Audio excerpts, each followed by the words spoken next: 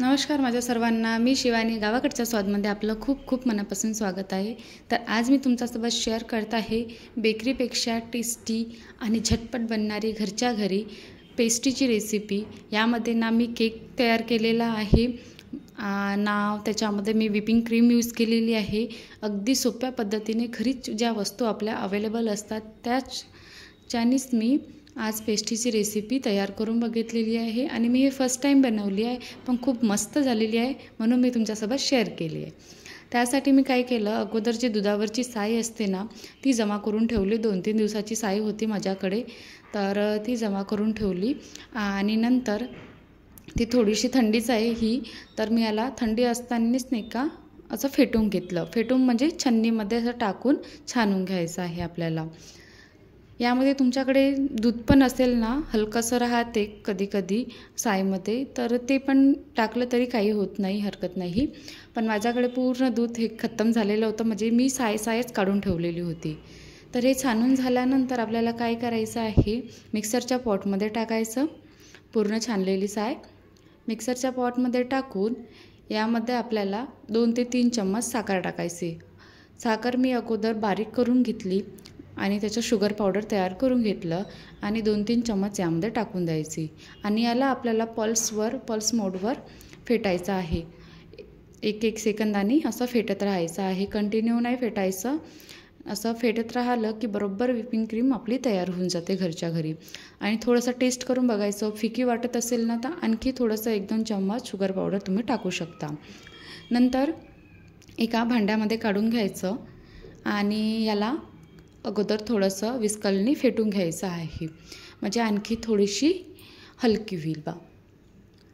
आणि नंतर मी यामध्ये अगोदर विस्कलनी फेटून घेतल्यानंतर यामध्ये 2-3 ड्रॉप्स व्हॅनिला एसेन्सचे टाकले आणि आणखी याला थोडंसं 1-2 मिनटं फेटून घेतलं, म्हणजे बरोबर परफेक्ट असे क्रीमी टेक्स्चर येऊन जाईल यासाठी.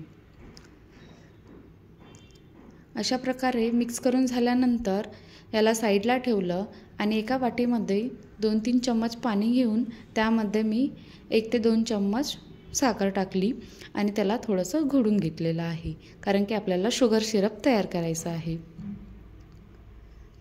शुगर सिरप पण तयार आहे, क्रीम पण तयार आहे. तर जी घरी आपल्याला ब्रेड असतातच, तर व्हाईट ब्रेड पण घेऊ शकता किंवा ब्राऊन ब्रेड पण घेऊ शकता, कोणतं पण ब्रेड चालेल, म्हणजे स्क्वेअर शेपचं.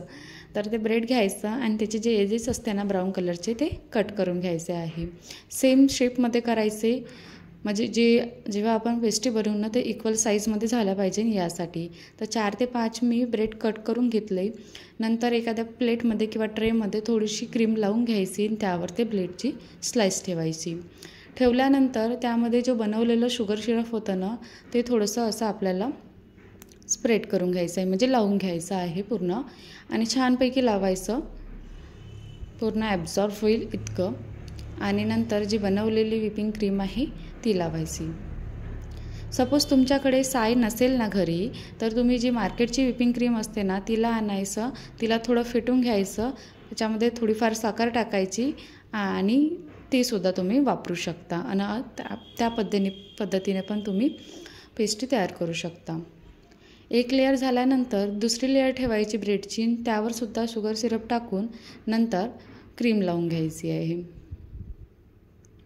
अशा प्रकारे ही प्रोसेस कंटिन्यू तुम्हाला जेवढ्या साईजचं बनवायची आहे पेस्ट्री, 3 ते 4 ब्रेडची किंवा 5 ब्रेडची, तेवढ्या वेळेस प्रोसेस ही करायची आणि नंतर साईडला पण थोडी क्रीम लावून घ्यायची आहे.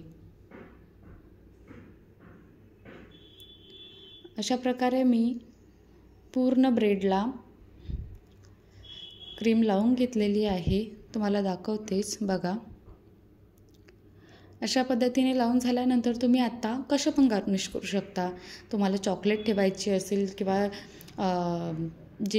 चेरी ठेवायची असेल किंवा अदर काही बिस्किट वगैरे किंवा काही पण तुम्ही करू शकता. मी यावर थोडंसं जो बिस्किट असते ना त्याला थोडंसं असं किसून टाकून घेतलेलं आहे, नंतर कट केलं आणि यावर थोडेसे जे चॉकलेट्स बॉल मिळते ना आता, तर ते टाकले. खूप मस्त वाटत होतं तर मला. अशा प्रकारे मी बनवून बघितली आणि टेस्ट करून बघितली, खूप मस्त झाली होती. जशी आपल्याला बाहेर मिळते ना दुकानामध्ये बेकरीमध्ये, त्याच प्रकारे झाली होती. आणि यामध्ये थोडीशी साखर कमी झाली होती, तर मी आणखी टाकून घेतली होती आणि ही रेसिपी तुमच्यासोबत शेअर केली. आणि आजची रेसिपी तुम्हाला आवडली असेल ना, तर बनवून बघा आणि माझ्या चॅनेलला सबस्क्राईब करायला विसरू नका. थँक्यू.